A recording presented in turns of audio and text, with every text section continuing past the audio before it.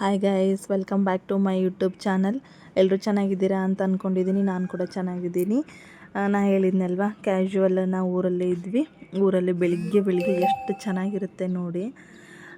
Full climate ಗ್ರೀನಾಗಿ, ಬಿಸಿಲು, ಇದನ್ನೆಲ್ಲ ಸ್ವಲ್ಪ ಬೆಂಗಳೂರಲ್ಲಿ ಕಮ್ಮಿ ಸಿಗೋದು. ತಣ್ಣನೆ ಗಾಳಿ ನೋಡಿ, ಎಷ್ಟು ಚೆನ್ನಾಗಿ ಗ್ರೀನ್ರಿ ನೋಡೋಷ್ಟಿಗೆ ಬೆಳಿಗ್ಗೆ ಅಷ್ಟು ಚೆನ್ನಾಗಿ ಅನಿಸುತ್ತೆ ಮನಸ್ಸಿಗೆ. ಅದ್ರಾಗೆ ನಮ್ಮ ಮನೆ ಹಿಂದೆಯೇ ಹೊಲ ಇರೋದು. ಈ ಟೈಮ್ ಅದೇ ಹೇಳಿದ್ನಲ್ವ, ಮಳೆ ಇಲ್ಲದಕ್ಕೆ ಮೆಣಸಿನ್ಕಾಯಿ ಈರುಳ್ಳಿ ಹುಟ್ಟಿಲ್ಲ. ಹಾಗಾಗಿ ನಮ್ಮದು ಖಾಲಿ ಜಾಗ ಅನಿಸುತ್ತೆ ಹೊಲ. ಆ ಕಡೆ ಈ ಕಡೆ ಬೇರೆಯವರು ಹೆಸ್ರು ಕಾಳು ಹಾಕೋರೆ, ಹಾಗಾಗಿ ಅವ್ರದ್ದು ಗ್ರೀನ್ರಿ ಅನಿಸುತ್ತೆ.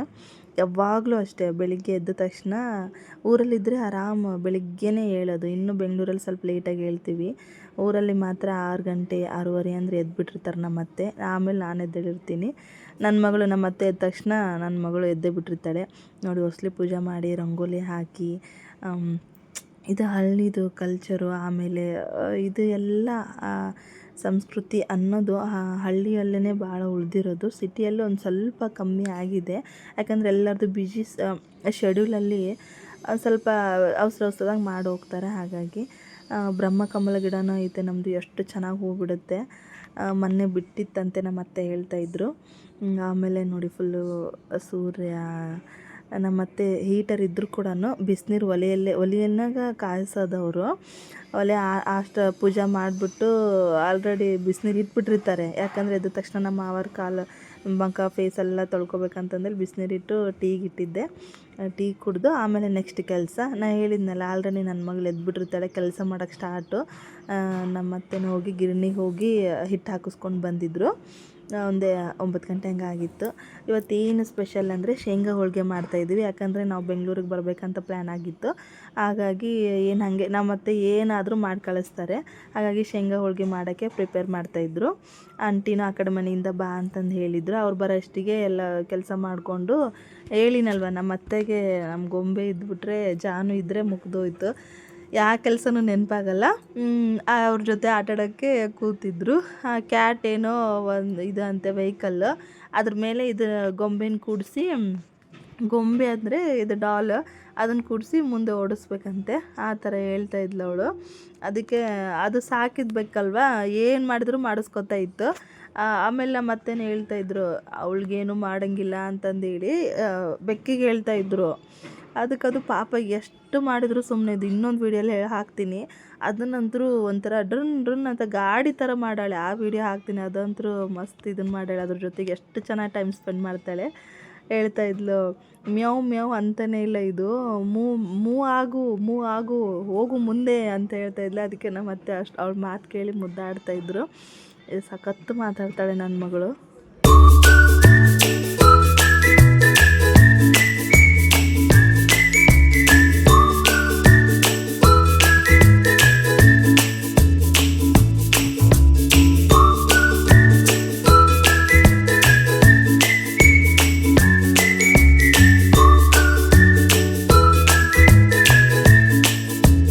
ಮತ್ತು ಆಲ್ರೆಡಿ ಶೇಂಗಾ ಹೋಳಿಗೆ ಮಾಡೋಕ್ಕೆ ಮೈದಾ ಹಿಟ್ಟು ಕಲಸಿಟ್ಟಿದ್ರು.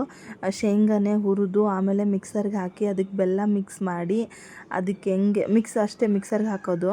ಅದನ್ನೇನು ಪಾಕ ತೊಗೊಳೋದು ಆ ಥರ ಏನೂ ಇಲ್ಲ. ಈ ಥರ ಸ್ವಲ್ಪ ಗಟ್ಟಿಯಾಗಿರುತ್ತೆ. ಅದನ್ನೊಂದು ಹದಕ್ಕೆ ಹಿಂಗೆ ಮೆತ್ತಗೆ ಮಾಡಿಕೊಂಡು ಅದರೊಳಗೆ ತುಂಬಬೇಕು. ನನಗೆ ಗೊತ್ತಾಗಲ್ಲ ಅಂದು ನಮ್ಮ ಅತ್ತೆ ಆಲ್ರೆಡಿ ಅವರು ಇವ್ಳು ಮಾಡಬೇಕು ಅವ್ರು ಮಾಡ್ಬೇಕಂತ ಏನಿಲ್ಲ, ಅವರು ಮಾಡಿಬಿಡ್ತಾರೆ. ಆಮೇಲೆ ನಾನಾದರೆ ಅವ್ರನ್ನೇ ಕೇಳಬೇಕಲ್ಲ, ಹಾಗಾಗಿ ಏನು ಇವ್ರದ್ದು ಅಂತೇಳಿ ಅವರು ಮಾಡಿಟ್ಬಿಟ್ಟಿದ್ರು. ಆಮೇಲೆ ಆಂಟಿ ಬಂದರು. ಆಂಟಿ ಕೂಡ ಅತ್ತೆಗೆ ತುಂಬಿ ಹಿಂಗೆ ಕೊಡ್ತಾಯಿದ್ರು.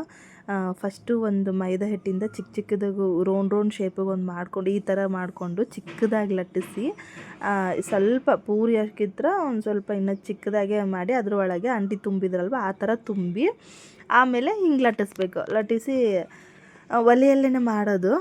ನಮ್ಮತ್ತೆ ಏನೇ ಮಾಡಿದ್ರು ಅವ್ರಿಗೆ ಗ್ಯಾಸ್ ಇದ್ರೂ ಅವ್ರಿಗೆ ಕಂಫರ್ಟ್ ಒಲೆನೇ ಬೇಯಿಸ್ತಾಯಿದ್ರು. ಅದಕ್ಕೆ ಆಯಿಲ್ ಆಗಲಿ ಏನಿಲ್ಲ. ಶೇಂಗಾ ಬೆಲ್ಲದಿಂದ ಫುಲ್ ಪ್ರೋಟೀನು ಸಿಗುತ್ತೆ ನಮಗೆ.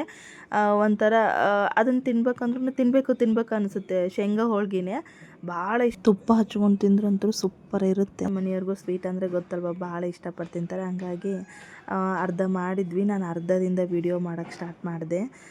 ಅವಳು ನನ್ನ ಮಗಳೂ ಬಿಡಲ್ಲ ಅಂತಂದೇಳಿ ನಮ್ಮ ಆಂಟಿನೇ ಆಲ್ರೆಡಿ ಸ್ಟಾರ್ಟ್ ಮಾಡಿಬಿಟ್ಟಿದ್ರು. ಬೇಗ ಬೇಗ ಮಾಡಿ ಇಟ್ಟು ಆಮೇಲೆ ಗೊಂಬೆ ಜೊತೆಗೆ ಒಂದು ಸ್ವಲ್ಪ ಟೈಮ್ ಸ್ಪೆಂಡ್ ಮಾಡಿದರು. ನೋಡಿದ್ರ ಮೇಲೆ ಅಟ್ಟದಾಗ ಹತ್ತಿ ನಾನು ಎಲ್ಲ ಸಾಮಾನು ಹುಡುಕೊಡು ಅಂತಂದೇಳಿ ಅವ್ರ ಅಜ್ಜಿ ಹತ್ತು ಅಂತ ಹೇಳ್ತಾಯಿದ್ಲು. ಬೇಡಮ್ಮ ಅಂತಂದೇಳಿ ಹೇಳ್ತಾಯಿದ್ದೆ. ಆಲ್ರೆಡಿ ಅದ್ರ ಮೇಲೆ ಹತ್ತಿ ಕೂತು ಎಲ್ಲ ಇದನ್ನು ಮಾಡ್ತಿದ್ರು. ಆಂಟಿ ಕೂಡ ಊಟ ಮಾಡಿಕೊಂಡು ಟೀ ಕುಡಿದು ಅವ್ರ ಮನೆಗೆ ಹೋದರು. ಆಮೇಲೆ ನಾವು ಎಲ್ಲ ಒಂದು ಸ್ವಲ್ಪ ಸಾಯಂಕಾಲ ಮಲ್ಕೊಂಡು ಎದ್ದು ನೋಡಿ ಆಲ್ರೆಡಿ ಅವ್ರ ಅಜ್ಜಿ ಅವ್ರ ಅಜ್ಜನ ಜೊತೆಗೆ ಆ ಪಪ್ಪಿಗೆ ಊಟ ಹಾಕ್ತೀನಿ ನಾನೇ ಅಂತೇಳಿ ರೊಟ್ಟಿ ತೊಗೊಂಡು ಬಂದು ರೊಟ್ಟಿ ಹಾಕ್ತಿದ್ದಾಳೆ. ಆದರೂ ಅದು ಪಪ್ಪಿ ನನ್ನ ಮಾತು ಕೇಳಲ್ಲ ಅಂತಂದೇಳಿ ಅವ್ರ ಅಜ್ಜಗೆ ಹೇಳ್ತಾ ಇದ್ಲು. ಹೌದೇನಮ್ಮ ಅಂತೇಳಿ ಫುಲ್ಲೆಲ್ಲ ಆಟಾಡ್ತಾಯಿದ್ಲು ಒಟ್ಟು ಅವ್ರ ಜೊತೆಗೆ. ಫುಲ್ಲು ಚೆನ್ನಾಗೆ ಊರಲ್ಲೆಲ್ಲ ಹೋದರೆ ಬೆಳ್ದಿಂಗ್ಳು ಊಟ, ಹೊರಗಡೆ ಗಾಳಿ ಎಲ್ಲ ಗಾಳಿ ಬೆಳಕು ಚೆನ್ನಾಗಿರುತ್ತೆ. ಚೆನ್ನಾಗಿ ಎಂಜಾಯ್ ಮಾಡ್ಬೋದು ಊರಲ್ಲಿ. ಹಾಗಾಗಿ ನಾವು ಊರಿಗೆ ಹೋದ್ವಿ ಅಂದರೆ ಒಂದು 15 ಡೇಸು 1 ಮಂತ್ ಮಿನಿಮಮ್ 1 ಮಂತ್ ಆದರೂ ನನಗೆ ಭಾಳ ಬೇಗ ಬರಲ್ಲ ಊರಿಗೆ ಹೋದರೆ. ಆಮೇಲೆ ಗೊಂಬೆನೂ ಒಬ್ಬಳೇ ಅಲ್ವಾ, ಅವ್ರ ಜೊತೆ ಆಟಾಡ್ತಾರೆ ಅಜ್ಜ ಅಮ್ಮನ ಜೊತೆಗೆ ಅಂಥೇಳಿ ಬೇಗ ಬರಲ್ಲ. ಆಲ್ಮೋಸ್ಟು ಎಂಜಾಯ್ ಮಾಡ್ತೀವಿ. Thank you. ಸಬ್ಸ್ಕ್ರೈಬ್ ಮಾಡಿ.